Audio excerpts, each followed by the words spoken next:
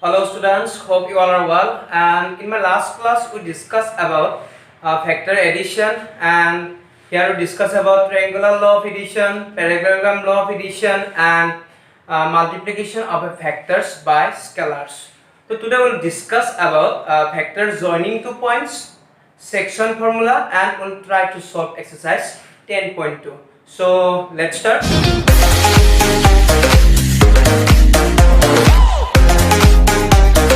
Our first topic is factor joining 2 points. Factor joining 2 points. দুটা বিন্দু সংযোগী ফ্যাক্টৰক আমি কেনেকুৱাকে এক্সপ্ৰেছ কৰিম.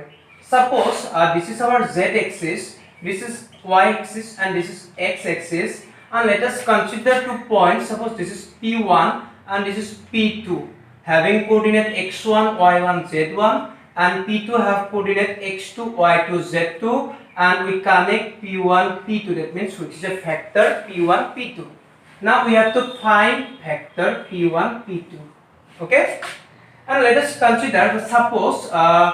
position vector of p1 is op1. All of you know it.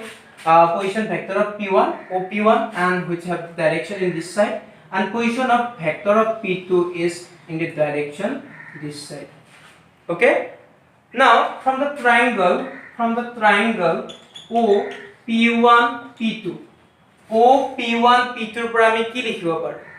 ভেক্টৰৰ edition ল মই আগতে শিকাইছিলো. ভেক্টৰ এডিশন ল মতে o p1 p2 পৰা আমি কি লিখিব পাৰো? Vector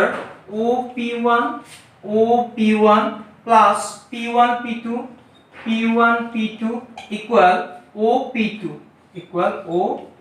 p2. Okay, so আমি কি উলিয়াব লাগে? p1 p2 implies p1 p2 vector equal op2 minus op1. Clear? Again মন কৰা, already পাইছিলো op1 vector কেনেকুৱাকৈ লিখিব পাৰি? p1 means x1 y1 z1, and op1 is the position vector of p1, position vector p1 er অবস্থান vector, আৰু op1 কেনেকুৱাকৈ লিখে? x1 i cap, y1 z cap, z1 k cap. op2 vector কেনেকুৱাকৈ লিখিব পাৰো? p2 position vector x2 i cap, y2 z cap, and z2 k cap. So therefore op2 মই ইয়াতে লিখিছো op2 minus op1. That means op2 পৰা op1 subtract কৰিব লাগে. x2 minus x1 corresponding বিলাক x2 minus x1 i cap plus y2 minus y1 z cap plus z2 minus z1 k cap, আৰু এইটো কি আমাৰ p1 p2.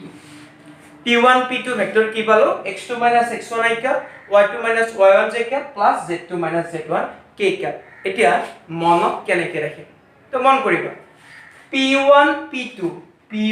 p2 second point p2, first point p1. so p2 ৰ পৰা p1 বিলাক subtract কৰা. p2 ৰ coordinator পৰা p1 subtract x2 minus x1 y2 minus y1 z2 minus z1, x2 minus x1 y2 minus y1 z2 minus z1. তো তেনেকুৱাকৈ মনত ৰাখিব পাৰো. so p1 p2 vector, that is factor joining 2 points আমি পাই গলো. Clear? The next point, we'll discuss about section formula, বিভাজন সূত্র.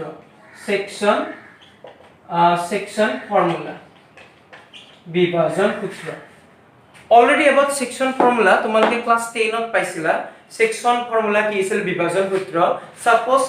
a line joining 2 points p and q divided by another point r in the ratio m:n.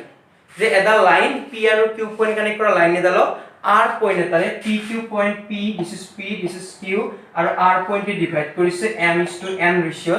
And suppose coordinate of p is x1 y1 and coordinate of q is x2 y2 and coordinate of r is xy. This is x1 y1, this is xy, and this is x2 y2. Then r or coordinate আমি কেনেকুৱাকৈ উলাইছিলো? xy equal m of x2 plus nx1 divided by m plus n, m y2 by n y1 divided by m plus n. পাইছিলো? তো same case আমাৰ ইয়াতে in case of আমি vector Hikkim section formula যে suppose দুটা point connect কৰা vector এটা আছিলে ভেক্টৰটো বেলেগ এটা পইণ্টে ডিভাইড কৰিছে ইন্টাৰনালি অৰ এক্সটাৰনালি এটা সেই নতুন পইণ্টৰ পজিশন ভেক্টৰ আমি উলিয়াব লাগে তো তেনেকুৱা এটা কনসেপ্ট হিকিম যত সেকশন ফৰ্মুলা থাকিম আমি ওকে বিভাজন ভেক্টৰ এটা মই ফাৰ্স্ট ডায়াগ্ৰাম এটা ড্ৰ কৰি লৈছো suppose this is z axis this is y axis and this is x axis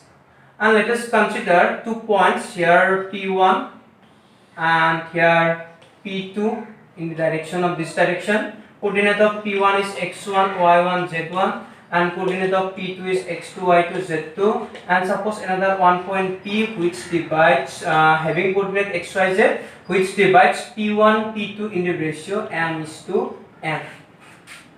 and position vector of p1 this one o p1 is the position vector of p1 and let us denote o p1 vector as a vector and position vector of p2 is o p2 vector and suppose it is our b vector and position vector of p is o p vector and suppose this is our r vector now we have to find the position vector of p that means agote class 10 আমি যেটো পয়েন্টে divide কৰিব তাৰ কি উলাইছিল কোঅৰ্ডিনেটস উলাইছিল আৰু এতিয়া কি কৰিম p পয়েন্টৰ পজিশন ভেক্টৰ উলাম আৰু পজিশন ভেক্টৰ উলিয়ালে কি আমি কোঅৰ্ডিনেটটো উলিয়াব পাৰিম তো এতিয়া চাবা now p1p one graph from diagram p1p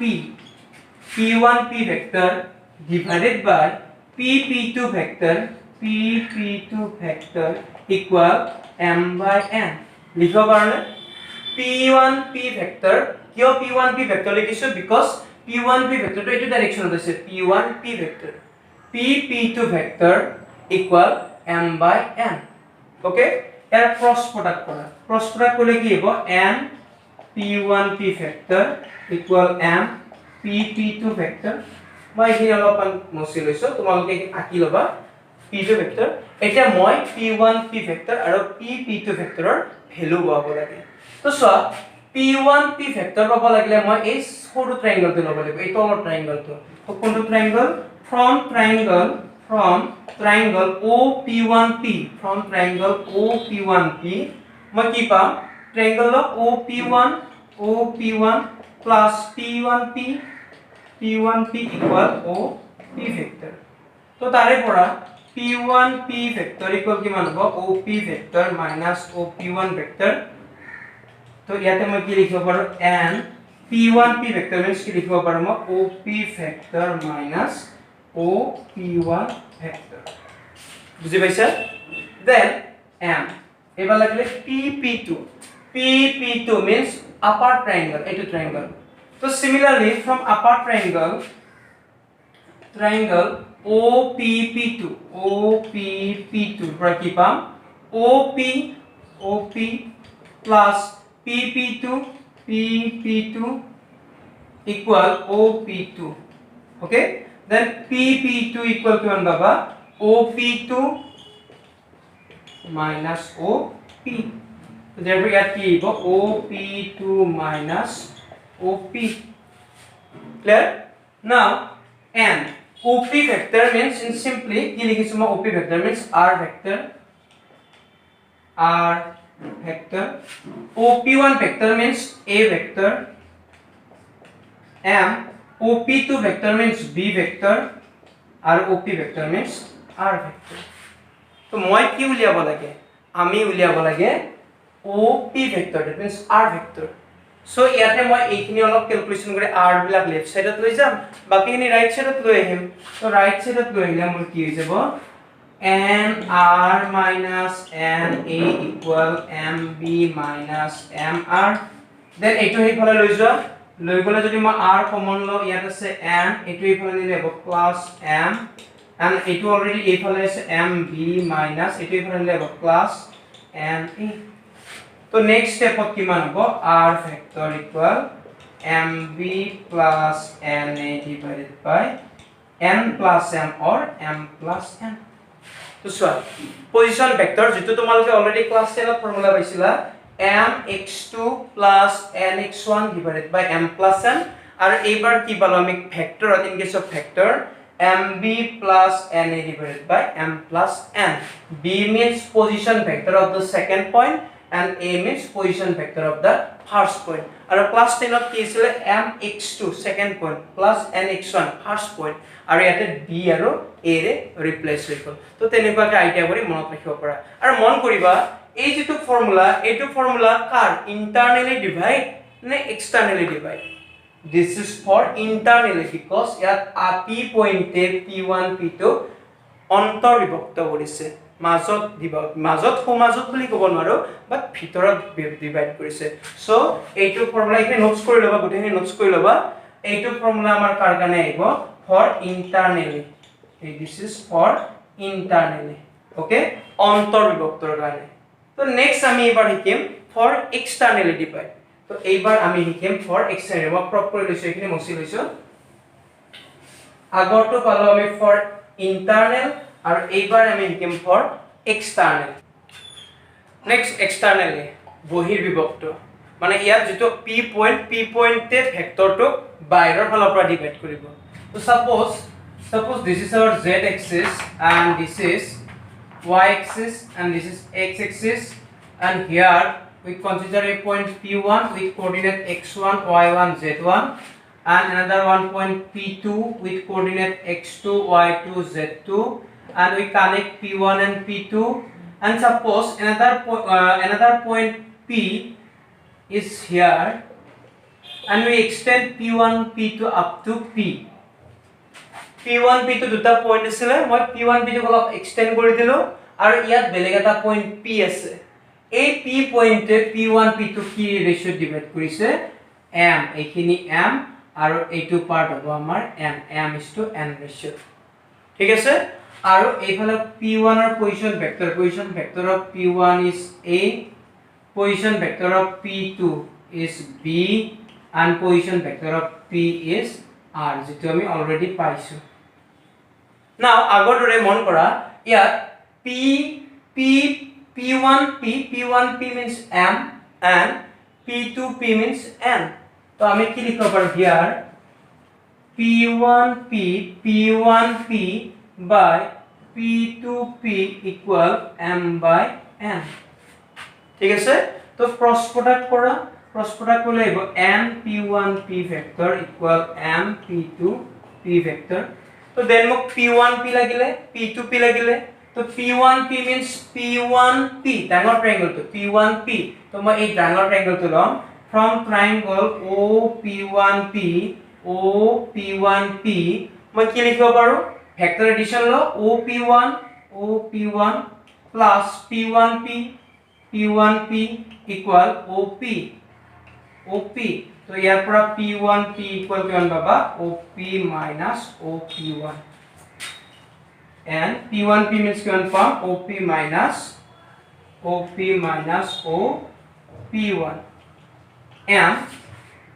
next লাগিব p2p vector p2p vector means এইখিনি অৰ্থাৎ সৰু ট্ৰায়াঙ্গল তো কোনটো ট্ৰায়াঙ্গল নাম from triangle OP2P কি হ'ব OP2 plus p2p equal OP আৰু ইয়াৰ পৰা p2p vector equal কিমান পাবা OP vector minus OP2 vector বুজি পাইছা তো ইয়াতে পুট কৰা OP minus OP2 vector তো এতিয়া বাকিখিনি and OP means r vector OP1 means a vector m OP means r vector and OP2 means b vector বাকি এইখিনি তোমালোকে আগৰদৰে ক্যালকুলেশন কৰিবা অলপ আগত যেটো কৰিলো ক্যালকুলেশন কৰি ইয়াতে r ভেক্টৰ পাবা mb minus na divided by m minus n okay আগত পাইছিলো আমি ইন্টাৰনালি mb plus na divided by m plus n আৰু ইয়াতে পাম আমি mb minus na divided by m minus n মন কৰিবা nr আৰু এইফালে mr তো এইটো লেফটত লৈ যাবা আৰু বাকি এম এ আৰু এম বি টো ৰাইটত ৰাখিবা তো তাৰ পৰা ক্যালকুলেশন কৰিবা ক্যালকুলেশন কৰিলে তোমালোকে এই দুটা টাইপত পাই যাবা তো এটো হল আমাৰ এক্সটাৰনালি যেতিয়া বহি বিভক্ত কৰিব এটো এক্সটাৰনালি আৰু আগৰটো আছিল আমাৰ ইন্টাৰনালি এটা নেক্সট পইণ্টত আহিব আমাৰ যদিহে মাজত ডিভাইড কৰে সো ফ্যাক্টৰ এটা সাপোজ এটো ফ্যাক্টৰৰ বেলেগ এটা পইণ্টে আইদাৰ মাজত কৰবাত ডিভাইড কৰিব নতুবা বাহিৰৰ ফালৰ পৰা এক্সটাৰনালি ডিভাইড কৰিব নতুবা কেতিয়াবা এনেকুৱা হ'ব একেবাৰে মাজত ডিভাইড কৰিলে তো তেতিয়া তাৰ ফৰ্মুলা কি আহিব মাজত ডিভাইড কৰে এখিনি লিখি লবা তোমালোকে যদি মাজত একদম মিডল পইণ্টত ডিভাইড কৰে দেন আমাৰ ডায়াগ্ৰামটো কেনেকুৱা হ'ব ইয়াতে পি ৰেখা এক্সটাৰনালত নাথাকিব বাহিৰত নাথাকিব পি থাকিব আমাৰ মাজত পি থাকিব আমাৰ ইয়াতে মাজত আৰু এইটো হ'ব আমাৰ r দেন এই ৰেশিওটো ক্লাস 10 ত পাইছিলা যদি মিড পইণ্টত ডিভাইড কৰে ৰেশিওটো কিলাম 1:1 আৰু অলৰেডি এটা মিড পইণ্ট মিন্স কি ইন্টাৰনালি অলৰেডি ইন্টাৰনালি ফৰ্মুলা পাইছো আমি mb ma divided by m plus n এইবিলাক ফ্যাক্টৰ দে মই অলপ দূৰাদূৰিকে লিখা তেনেকুৱাকে লিখা হৈছে mb plus n divided by m plus n তো ইয়াতে m n means কিমান আহিব 1 1 so 1 put কৰিলে b 1 put কৰিলে a ultimately a plus b আৰু 1 plus 1 means 2 so r factor means কিমান a plus b by 2 when the point p divides in the midpoint to p1 p2 factor clear